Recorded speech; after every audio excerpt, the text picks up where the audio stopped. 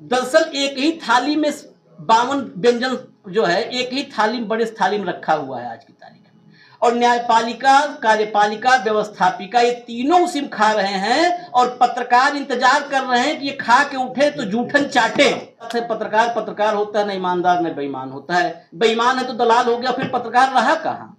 News negative ही होती है, मेरा ये मानना है।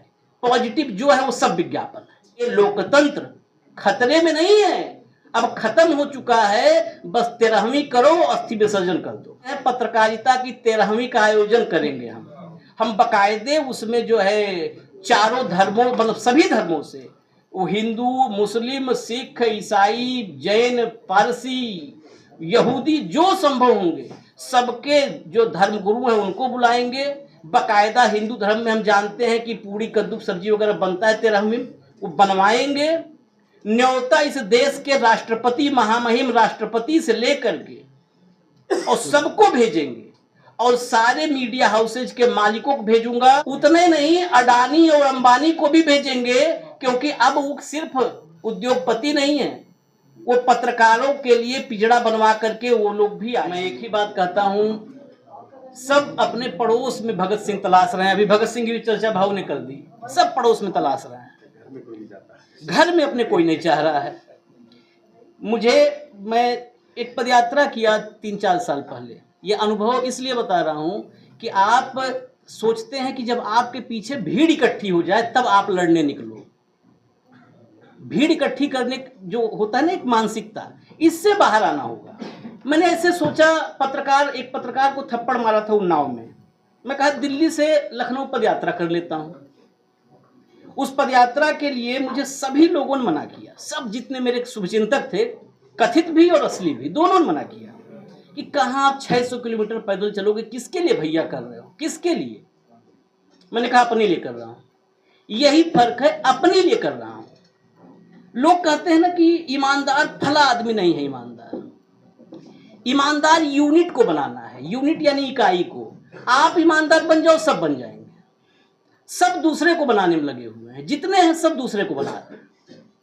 तो इसलिए मैं कहता हूं कि अपने लिए करिए। जो व्यक्ति अपने लिए ईमानदार नहीं है, अपने काम के लिए ईमानदार नहीं है, वो समाज और देश के लिए कभी ईमानदार नहीं हो सकता है। ये ध्रुव सत्य है। आप अपने लिए जब ईमानदार हैं तब आप परिवार के लिए होंगे, सोसाइटी के लिए होंगे और देश के लिए होंगे। तो इसलिए पत्रकारिता में ये मैंने कहा, जब वो पदयात्रा की बात हुई, मैंने कहा जरूरी नहीं है कि भगत सिंह की उम्र 23 साल ही हो, 46 साल भी हो सकती है। ये मेरा इंडिकेशन था उन शुभचिंतकों के लिए कि मैं तैयार हूं मरने के लिए, कुछ भी हो जाए। आखिर जेल ही डालोगे ना, फांसी लटका दोगे ना, फांसी लटका दोगे, इससे ज्यादा क्या होगा।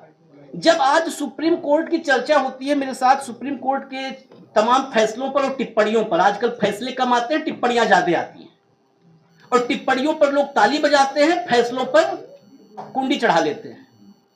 ये टिप्पणियों और फैसलों के बीच का जो गैप है, ये बहुत बड़ा गैप है। यही प्योर लोकतंत्र और एक दिखावटी, सजावटी और बनावटी लोकतंत्र के बीच का अंतर है, जो टिप्पणियों और फैसलों के बीच का अंतर है। उस अंतर को समझना होगा। मेरे साथ मलिक साहब बैठते हैं, थोड़ा कठोर टाइप की चर्चा हो जाती है। जनरली बहुत सारे ऐसे पत्रकार साथी हैं जो उन चर्चाओं से दूरी बनाते हैं, कहते नहीं वो आप करो सर, उसमें हमको नहीं बैठा, वो थोड़ा सा फंसने वाला है, कंटेम्प्ट हो जाएगा, जेल जाना पड़ेगा। हम कहते हैं ठीक है भाई, जेल जाना पड़े, डाल दो जेल में। ये जेल वाला डर ये निकालना होगा। और सौदे का एक हमेशा, अभी भी बहुत सारे साथी हैं, हो सकता है नाराज हों, बहुतों ने सौदे की एक डेडलाइन तय कर रखी है कि कहां तक गाड़ी चलानी है, 5 लाख तक, 10 लाख तक, मतलब उस रेंज में हम आ जाएं जब हम सौदा कर पाए। आज भी ये संदिग्ध है, बहुत लोगों को मैं जानता हूं, कहां तक पहुंच जाएं, सौदा कर पाए। ये जब सौदा करने के लिए कि दुकान अभी बढ़ाने की कोशिश है, कि अभी दुकान बढ़ा रहे हैं, मतलब दुकान मार्केट बड़ी कर रहे हैं और फिर दुकान बढ़ा देंगे, यानी शटर डाउन कर देंगे सौदा करके, वो खत्म करना होगा। मतलब सौदे की डेडलाइन मत रखिए। रही बात लड़ाई की, वकील अधिवक्ताओं की सबसे बड़ी भूमिका रही है भारत की आजादी के आंदोलन में, सबसे बड़ी भूमिका रही। अगर आज की तारीख में पत्रकारिता और वकालत, पत्रकार और अधिवक्ता। बिल्कुल सही बात है, पत्रकार पत्रकार होता है, न ईमानदार न बेईमान होता है। बेईमान है तो दलाल हो गया, फिर पत्रकार रहा कहाँ। और पॉजिटिव और निगेटिव खबर की बात किया था जोशी साहब ने। न्यूज निगेटिव भी होती है, मेरा ये मानना है। पॉजिटिव जो है वो सब विज्ञापन है। न्यूज निगेटिव भी होगी, न्यूज की मूल प्रवृत्ति जो आत्मा है ना वो निगेटिव होती है, क्योंकि न्यूज सवाल करता है। न्यूज समाज के आखिरी पायदान पर खड़े व्यक्ति की पीड़ा को, व्यथा को दर्शाता है।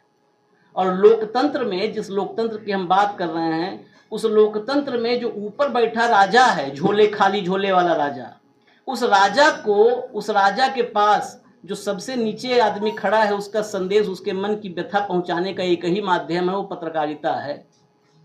लेकिन यहाँ पर आपस में ही सब, दरअसल एक ही थाली में 52 व्यंजन जो है एक ही थाली में, बड़े थाली में रखा हुआ है आज की तारीख में। और न्यायपालिका, कार्यपालिका, व्यवस्थापिका, ये तीनों उसी में खा रहे हैं, और पत्रकार इंतजार कर रहे हैं कि ये खा के उठे तो जूठन चाटे बेसिकली। और जब एक थाली में कार्यपालिका, व्यवस्थापिका, न्यायपालिका खाने लगेगी तो मान लीजिए लोकतंत्र खतरे में नहीं है, अब खत्म हो चुका है। बस 13वीं करो, अस्थि विसर्जन कर दो। ये तीनों खा रहे हैं एक थाली में, और पत्रकारिता जूठन का इंतजार कर रही है। आप सोच लीजिए, जूठन का इंतजार कर रही है, बस वही जूठन चाहिए। हमने 3 दिन पहले कहा था, आखिर यही कह के कर रहा हूं, अंत जो है अपनी बाणी कहने, तो हम लोग का काम ही है दिन भर बोले तो खत्म नहीं होता है। 3 दिन पहले चर्चा में ही भाव के साथ मैंने बोल दिया था, आज उसको रिपीट कर दे रहा हूं।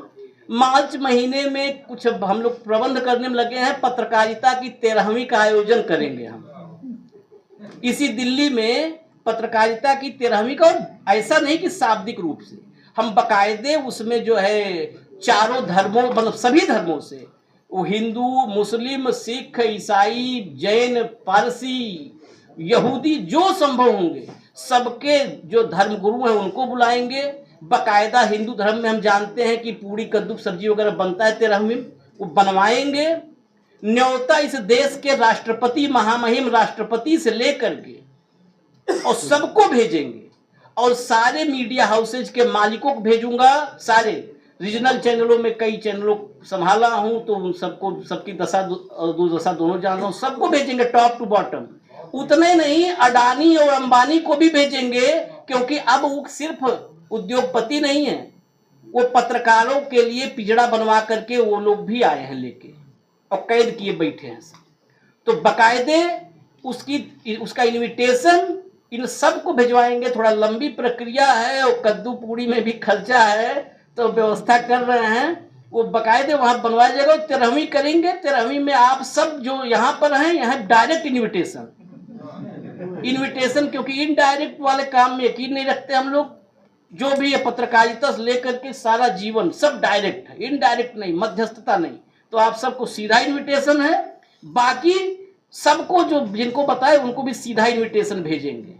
अब देखते हैं उस 13वीं के बाद आत्मा को शांति मिल जाएगी, ले जाकर के फिर एक बार अगले कुंभ में नहला देंगे, मोक्ष प्राप्त हो जाएगा। ठीक है, धन्यवाद।